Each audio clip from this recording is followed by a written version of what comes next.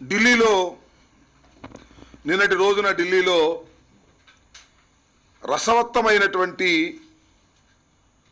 రాజకీయ సీన్లు జరిగాయి. అంతా ఏం జరుగుతుందోనని ఉత్కంఠతగా ఎదురు చూసినటువంటి సందర్భం కూడా మనం చూశాం. ఈ రాష్ట్రానికి ఇన్ఛార్జిగా ఉన్నటువంటి దిగ్విజయ్ సింగ్ గారు రాష్ట్ర ముఖ్యమంత్రి కిరణ్ కుమార్ రెడ్డి గారు కన్విన్స్ అయ్యారు. ఆయన ఈ రాష్ట్ర విభజనకి అంగీకరించారు. ఆయన కుటుంబం కూడా కాంగ్రెస్ పార్టీతో పెనవేసుకొని పెరిగినటువంటి కుటుంబం, ఆయన ఎందుకు వ్యతిరేకిస్తాడండి అని ఆయన చెప్పాడు నిన్న సాయంత్రం. చెప్పంగానే కిరణ్ కుమార్ రెడ్డి గారు కూడా బయటకు వచ్చేసి వెంటనే అది తప్పు, నేను సమైక్యంగానే ఈ రాష్ట్రాన్ని అట్టిపెట్టడం కోసం కృషి చేస్తున్నటువంటి ఒక సమైక్యతావాదిని అని చెప్తాడేమో ఎదురు చూశారు. అప్పుడే చెప్పకపోయినా ఉదయం ఏదో చెప్పినట్టుగా పత్రికల్లో చూశాం, టీవీలో చూశాం.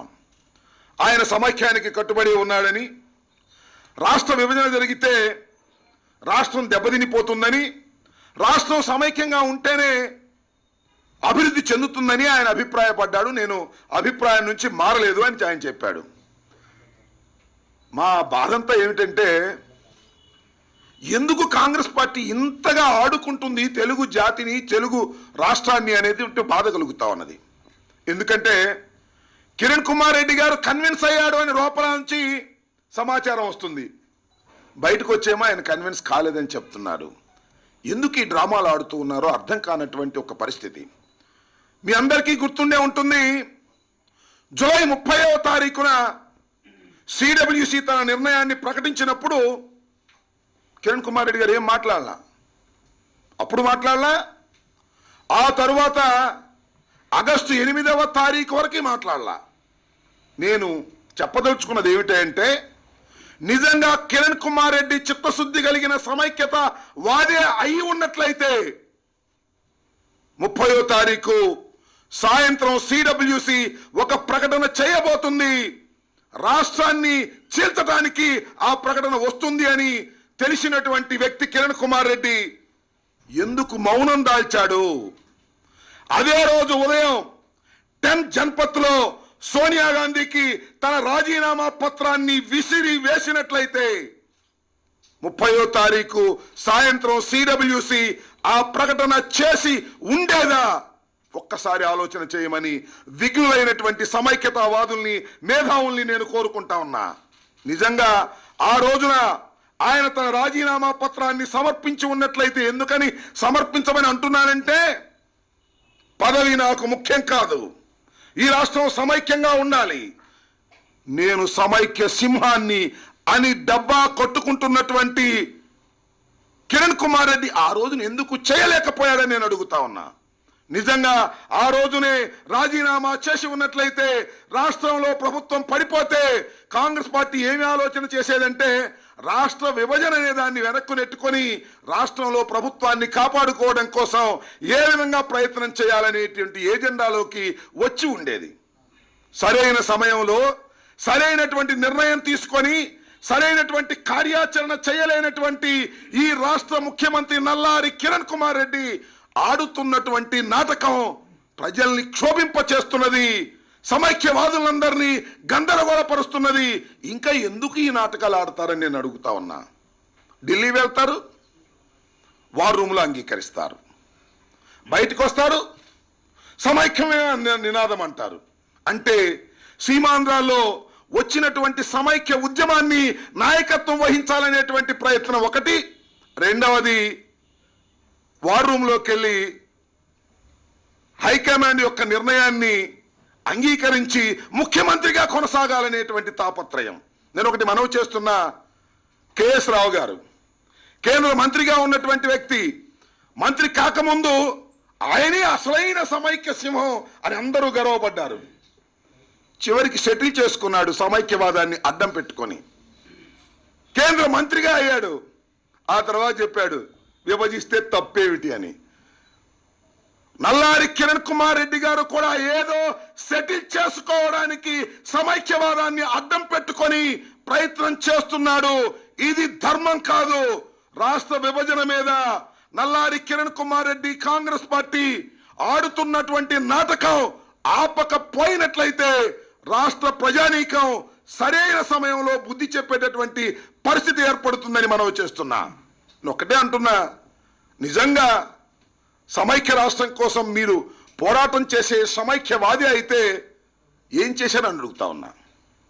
జూలై 30వ తారీఖున సిడబ్ల్యూసి ప్రకటన వెలువడిన దగ్గర నుంచి మీ కార్యాచరణ ఏమిటి? జీవోఎం రాకుండా ఆపగలిగారా? క్యాబినెట్లో తీర్మానం చేయకోకుండా ఆపగలిగారా? టాస్క్ ఫోర్స్ రాకోకుండా ఆపగలిగారా? ఆంథోనీ కమిటీ వస్తుంది, అందరినీ సంప్రదిస్తుంది అని చెప్పినటువంటి మీరు కనీసం ఆంథోనీ కమిటీని హైదరాబాదుకు తీసుకొచ్చి కనీసం అందరి అభిప్రాయాలు తెలుసుకునేటటువంటి ప్రక్రియ కూడా చేశారా? ఏమీ చేయకోకుండా ఒక సమైక్య నినాదాన్ని బోర్డు మెల్లో వేసుకొని ఏదో మార్కెటింగ్ చేసుకోవాలని ప్రయత్నం చేస్తున్నారంటే చాలా అన్యాయమైనటువంటి విషయం ఇది. దయచేసి ఇలా తెలుగు జాతిని, తెలుగు ప్రజల్ని దయచేసి మోసం చేయొద్దు. నల్లారి కిరణ్ కుమార్ రెడ్డి గారు, మీరు సమైక్య సింహమో లేక సమైక్యం పేరుతో కాంగ్రెస్ పార్టీ ఆడుతున్నటువంటి గేమ్లో మీరు కూడా పావులాగా వ్యవహరించి ఒక రాజకీయ పార్టీ పెట్టి సీమాంధ్రలో కొన్ని సీట్లు కొట్టి తర్వాత సోనియా గాంధీ కాళ్ళ దగ్గర ఆ సీట్లు ఇవ్వాలనేటువంటి ఒక డ్రామాలో అంతర్భాగంగా మీరు ఈ నాటకం అంతా ఆడుతున్నారనేటువంటి అనుమానాలు కలిగే విధంగా ప్రవర్తిస్తున్నారు. ఎందుకంటే మీకు పదవి పోకూడదు, సమైక్య నినాదము ఉండాలి, వీటి మధ్యన మీరు గాడిలు చేసేటటువంటి పరిస్థితి చేస్తున్నారు. ఇది సరైనటువంటి పద్ధతి కాదని ఈ సందర్భంగా నేను చెప్పదలుచుకున్నాను. దిగ్విజయ్ సింగ్ గారు మాట్లాడతారు, ముఖ్యమంత్రి గారంట కన్విన్స్ అయిపోయాయంట రూమ్లో. మరి రూమ్ బయటకు వచ్చేటప్పుడు మరి ముఖ్యమంత్రి గారు కన్విన్స్ ఏమైపోయిందో నాకు అర్థం కాలా. ఇవన్నీ కూడా చాలా డ్రామాలు ఆడుతున్నటువంటి విషయం. కేంద్ర మంత్రులు చిరంజీవి గారు అలాగే కేఎస్ రావు గారు, చిరంజీవి గారు చెప్తున్నారు యూటీనే కావాలి, ఇది లేకపోతే నేను అంగీకరించను అనేటువంటి పద్ధతి. ఈ విధంగా రకరకాలుగా ప్రజలందరినీ మోసం చేసి రాజకీయంగా లబ్ధి పొందాలని కాంగ్రెస్ పార్టీ ఆడుతున్నటువంటి నాటకంలో మీరందరూ పాత్రలు వహిస్తా ఉన్నారు. విలన్ మీరే, హీరో మీరే, కామెడీ నటులు మీరే, దర్శకులు మీరే, మొత్తం అంతా ఈ డ్రామా అంతా ఆడి లబ్ధి పొందాలని ప్రయత్నం చేస్తున్నారు. ఇది సరైనటువంటి పద్ధతి కాదు. ఇప్పటికైనా వాస్తవాలు తెలుసుకొని ఈ రాష్ట్రం సమైక్యంగా ఉంచడం కోసం ప్రయత్నం చేయవలసినటువంటి బాధ్యత ముఖ్యమంత్రి గారి మీద ఉన్నది. దాన్ని ముసుగు తీసి బయటకు వచ్చి చెప్పవలసినటువంటి బాధ్యత ఉంది. జరుగుతున్న కార్యక్రమాలన్నింటినీ ఆపకపోయినట్లయితే తీవ్రమైనటువంటి పరిణామాలు ఎదుర్కోవలసి వస్తుందనే విషయాన్ని దయచేసి కాంగ్రెస్ పార్టీ నల్లారి కిరణ్ కుమార్ రెడ్డి గారు గమనించవలసిందిగా నేను కోరుతూ ఉన్నా. ఓకే, ఇంకా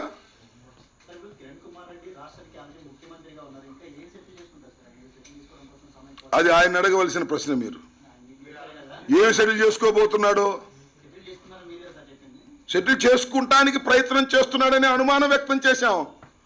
ఏమి సెటిల్ చేసుకుంటాడో ఆయన అడగాలి. ఏదైనా కావచ్చు. కేఎస్ రావు గారు ఏం సెటిల్ చేసుకున్నారు, మరి ఈయనేం మంచి ఏం చేసుకుంటాడో, ఆయనకి మంచి ఏం జరుగుతుందో. అంతే సీఎం ఉంటుందా శాశ్వతంగా? ఎన్ని మాసాలు ఉంటుంది? గ్యారెంటీ ఇస్తారా? ఓ 10 సంవత్సరాలు ఉంటాయా? గెలవకపోతే ఏం కావాలనుకుంటున్నాడో, ఏమి సెటిల్ చేసుకోవాలనుకుంటున్నాడో, లేకపోతే నేను ఒకే ప్రశ్న అడిగాను ఇందాక కూడా మీకు చెప్పా. 30వ తారీఖు మీరందరూ సరే, దీనిలో చాలామంది జర్నలిస్టులు ఉన్నారు, మీ అందరికీ కూడా చాలా అనుభవం ఉంది. 30వ తారీఖున సిడబ్ల్యూసి ప్రకటన వెలువరించింది. 30వ తారీఖు ఉదయం రాజీనామా చేస్తే ఏమయ్యేది చెప్పండి? ముందుకు వెళ్ళేదా సిడబ్ల్యూసి నిర్ణయం? వెనక్కి వచ్చేదా? ఎందుకు ఆ రోజు రాజీనామా చేయకుండా వెళ్ళిపోయాడు ముఖ్యమంత్రి గారు? నిజంగా చిత్తశుద్ధి ఉంటే, ఈ రాష్ట్ర విభజన ఆపదలుచుకుంటే ఇంటర్నల్గా ఫైట్ చేసి కాంగ్రెస్ పార్టీ నిర్ణయాన్ని బయటకు వెలువరించుకోకుండా ముఖ్యమంత్రి ఆపలేకపోయాడు అంటే ఇది నాటకం కాదా? తెలియదు ఆయనకి సాయంత్రం వెలువడుతుందని? ముందు రాజీనామా చేసి ఉంటే ఏం జరిగి ఉండేది మీరు ఊహించని కాంగ్రెస్ రాజకీయాల్లో? ఒక ముఖ్యమంత్రి తన పదవిని వదిలేస్తే సంక్షోభంలో పడి ఉండేది కాదా? ఆ రోజు సాయంత్రం 7 గంటలకు 8 గంటలకు అనౌన్స్ చేశారు సిడబ్ల్యూసి. ఆ ప్రకటన వెలువడి ఉండేదా? ఆ క్షణంలో ఆ ప్రకటన వెలువడకపోయినట్లయితే రాష్ట్ర విభజనకి కాంగ్రెస్ పార్టీ కానీ కేంద్ర ప్రభుత్వం కానీ ముందుకు వెళ్లేదా? ఆ రోజు ఎందుకు చేయలేకపోయాడు? ఇది నాటకంలో అంతర్భాగం కాదా?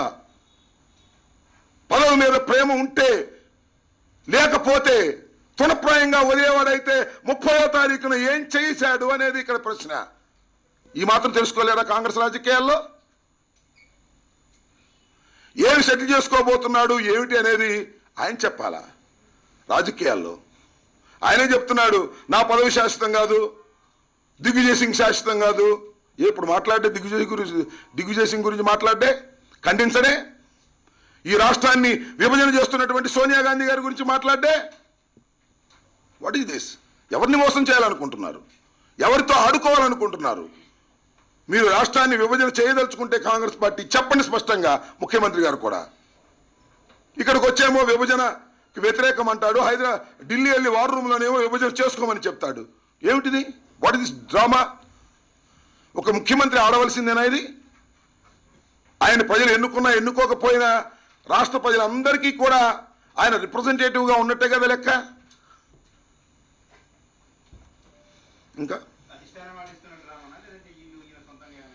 ఏది ఆడించినా అధిష్టానమే ఆడుస్తుంది కాంగ్రెస్లో అని నేను భావిస్తున్నా. నా నమ్మకం అది. ఏంటి ఏంటి ఆగనా? అవునుంటే నిజమే నమ్ముతున్నాం. మా నమ్మక చంద్రబాబును కూడా అనుకోవాలి మరి. నేనేంటంటే మేము ఒక లైన్ చాలా స్పష్టంగా తీసుకొని బయటకు వచ్చాము. మేము స్పష్టంగా తీసుకొని బయటకు అంటే జగన్మోహన్ రెడ్డి గారు ఎంపీగా కొనసాగుతూ సోనియా గాంధీ మీదో లేదా కాంగ్రెస్ పార్టీ మీదో నిప్పులు చెరుగుతుంటే yes this is the drama అని మీరంటే బాగుంటుంది. పదవులు తృణప్రాయంగా వదిలి అస్తం గుర్తు మీద గెలిచినటువంటి జగన్మోహన్ రెడ్డి తృణప్రాయంగా పదవిని వదిలి ఫ్యాను గుర్తు మీద అంతకన్నా అత్యధిక మెజారిటీతో గెలుపొంది ఇవాళ సోనియా గాంధీనే సవాలు చేస్తున్నటువంటి ఒక రాజకీయవేత్తగా ఎదిగిన విషయం మీ అందరూ చూస్తున్నారు. అయినా సోనియా గాంధీతో కలిసిపోయాడంటే ఏదో జనం నమ్ముతారని అనుకుంటున్నారు. 16 మాసాలు జైలు జీవితాన్ని అనుభవించినటువంటి వ్యక్తి అకారణంగా అన్యాయంగా కేవలం కాంగ్రెస్ పార్టీని కాదని బయటకు వచ్చాడని సొంత రాజకీయ పార్టీ పెట్టాడనే కక్షతో మాత్రమే ఆయన మీద కేసులు పెట్టి 16 మాసాలు జైల్లో పెడితే మేము వెళ్ళి సోనియా గాంధీతో కలిసిపోయామంట. కలవాల్సిన అవసరం మాకేంటని అడుగుతా ఉన్నా.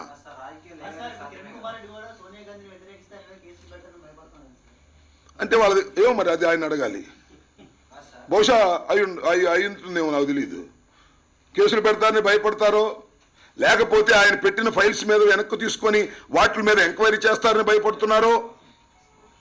ఆయన కిరణ్ కుమార్ రెడ్డి గారు సమైక్య రాష్ట్రం కోసం పోరాడుతున్నటువంటి వ్యక్తి రోజుకు ఎన్ని ఫైల్స్ మీద సంతకం పెడుతున్నాడు, తన తమ్ముడు ఎన్ని లెక్కలు చూస్తున్నాడు, ఎవరికి తెలియదు ఈ రహస్యాలన్నీ.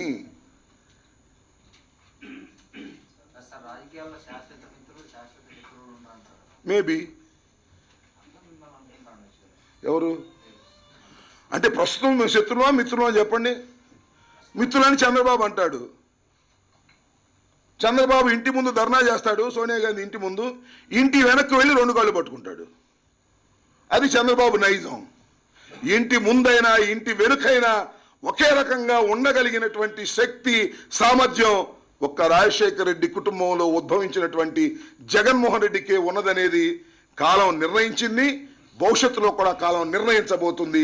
మీరే చూస్తారు. ఎన్ని అవాకులు చవాకులు ఎన్ని అబద్ధాలు ప్రచారం చేసినా ప్రజలు నమ్మడానికి సిద్ధంగా లేరు.